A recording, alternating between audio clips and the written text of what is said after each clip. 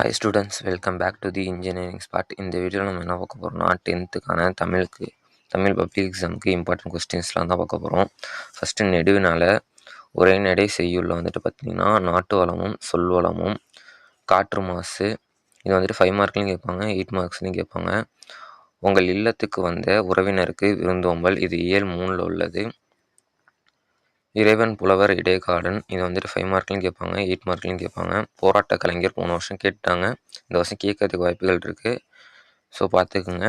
நாட்டு விழா விடுதலை போராட்டம் இயல் 6ல் உள்ளது, இதையும் பார்த்துக்குங்க. துணைப்பாடத்தில் பார்த்துக்கிட்டிங்கன்னா புயலில் ஒரு துணி, பிருமம், அன்னமையா, கற்கை நன்றே, இதெல்லாம் பார்த்துக்குங்க. கட்டுரையில் சான்றோர் வளர்த்த தமிழ் பேஜ் நம்பர் 18ல் இருக்குது. பள்ளி ஆண்டு விழா மதிப்புரை, இது பேஜ் நம்பர் 90ல் இருக்குது. கலை திருவிழா பேஜ் நம்பர் 114ல் இருக்குது. இது மட்டும் இல்லாமல் சாலை விதிகள், அதுக்கப்புறமா பள்ளி திடலில் கிடச்ச பனை. நெக்ஸ்ட்டு 5 மார்க்கில் நிற்க அதற்கு தக பேஜ் நம்பர் 20.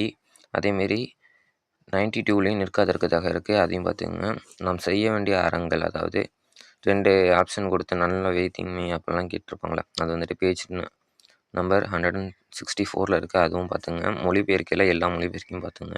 காட்சியை கண்டு கவினுரை எழுதுக, 6 மார்க்கில் கேட்பாங்க. கடிதத்தில் என்னென்னா 30ல் இருக்குது. உணவு விடுதியில் கம்ப்ளைண்ட் பண்ணுற மாதிரி பேஜ் நம்பர் 64ல். அதுக்கப்புறம் உழவு தொழிலுக்கு அது பேஜ் நம்பர் 139. மின்விளக்கு வசதி அது 162. பள்ளித்திடலில் இயல் 7, ஸோ அதையும் பார்த்திங்க. படிவத்தில் என்னென்னா விளையாட்டு மேம்பாட்டு, அது பேஜ் நம்பர் 21ல் இருக்குது. பணி வாய்ப்பு வேண்டி பேஜ் நம்பர் 43. நூலக உறுப்பினர் பேஜ் நம்பர் 90. மேல்நிலை வகுப்பு பேஜ் நம்பர் 140. இதில் நூலக உறுப்பினர் மிகவும் ரொம்ப இம்பார்ட்டன்ட், ஸோ அது ரொம்ப முக்கியமாக பார்த்துக்குங்க. நெக்ஸ்ட்டு 5 மார்க்கில் வள்ளுவம் சிறந்த அமைச்சருக்கு பேஜ் நம்பர் 120.